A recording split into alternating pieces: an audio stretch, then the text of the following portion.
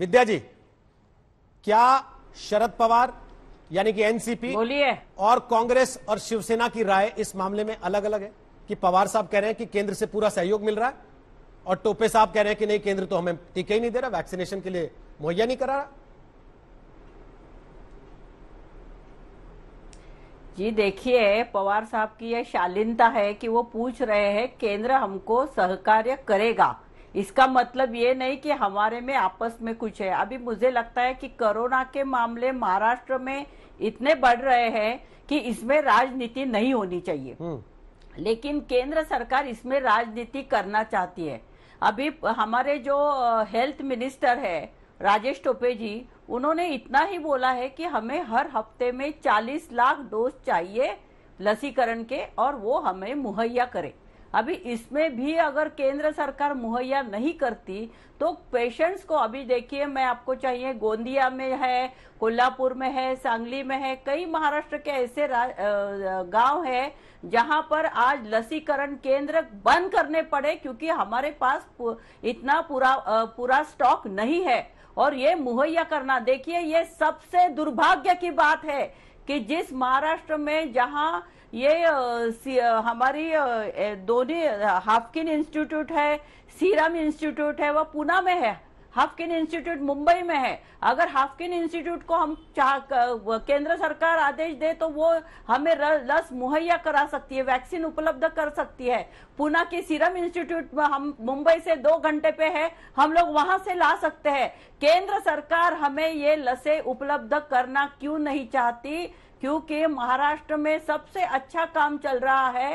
राजेश टोपे की तारीफ, महाराष्ट्र की तारीफ वर्ल्ड हेल्थ ऑर्गेनाइजेशन WHO ने भी की है कि महाराष्ट्र में इतने बड़ी तादाद में यहाँ पर ये होता है कि भाई यहाँ पर लोगों की टेस्ट किया जाता है जल्द से जल्द। आप किसी भी शासकीय संगठन, कोर्ट में जाओ, मंत्रालय में जाओ या किसी भी ऑफिस में जाओ, यहाँ पहले तो ये कहा जाता है कि आपकी टेस्ट हुई है क्या नहीं। अगर उसको कोरोना है तो उसे तुरंत एडमिट किया जा सकता है। बड़े बड़े सेंटर्स खोले गए, बड़े बड़े डॉक्टर्स यहाँ पर है, नर्सेस है, पूरी महापालिका मुंबई की लगी हुई, पूरे महाराष्ट्र राज्य में हर एक कोई चाहता है कि यहाँ कोरोना नहीं बढ़ना चाहिए, हर एक पेशेंट को एडमिट करना चाहता है। लेकिन अगर ये हमें वैक्सीनेशन ही उपलब्ध नहीं हुआ तो हम लोग क्या कर सकते हैं? जानबूझ के महाराष्ट्र की लोक संख्या आज 12.5 करोड़ है, गुजरात की नहीं जरा बोलने दीजिए, गुजरात की लोक संख्या हमारे से आधा है, लेकिन गुजरात में 1 करोड़ लस मुहैया करा जाती है और महाराष्ट्र में भी 1 करोड़।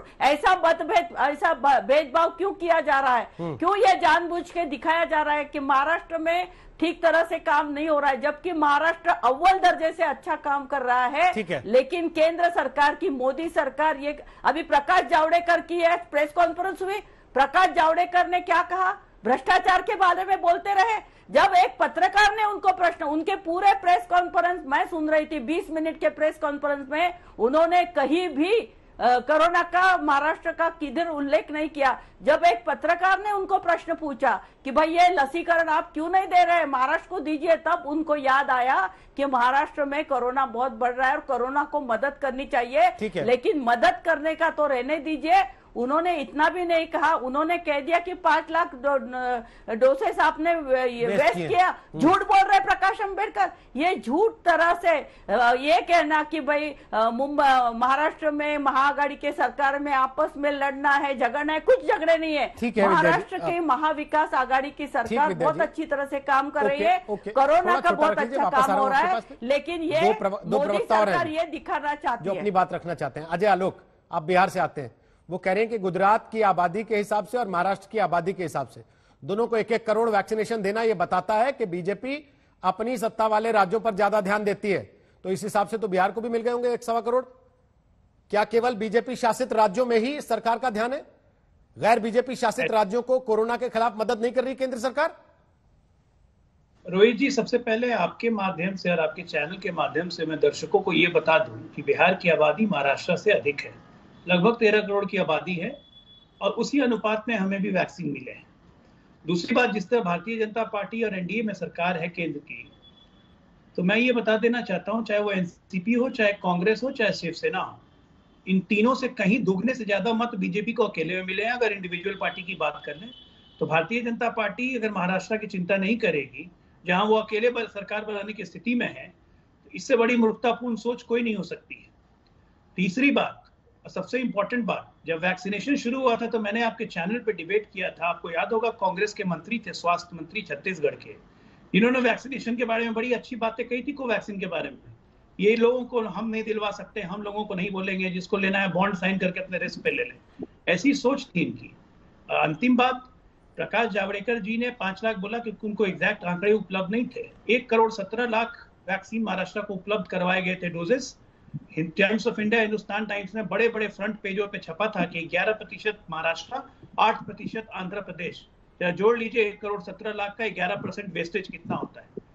हो गया वेस्टेज, कोई बात नहीं है। लेकिन आज के समय में यह सोचना कि वैक्सीन केंद्र उपलब्ध नहीं करवाएगा, ये कितना निम्न राजनीतिक घटिया सोच है, मुझे इस पे तरस आता है। यहाँ पे देश के वासी हैं, कोई महाराष्ट्र के वासी नहीं है या बिहार के वासी नहीं है। केंद्र देश की चिंता करती है ना किसी राज्य की, ये सोच। और आज के समय में स्वास्थ्य मंत्री का जवाब, मंत्री आज मुख्यमंत्रियों के साथ प्रेस कॉन्फ्रेंस करने वाले हैं, ज्वाइंट वीडियो कॉन्फ्रेंस करने वाले हैं, उस वक्त भी कहा जा सकता था, लेकिन ये जानबूझ के पब्लिक डोमेन में ये बात लाई गई ताकि ये निम्न घटिया राजनीतिक सोच दर्शित हो सके।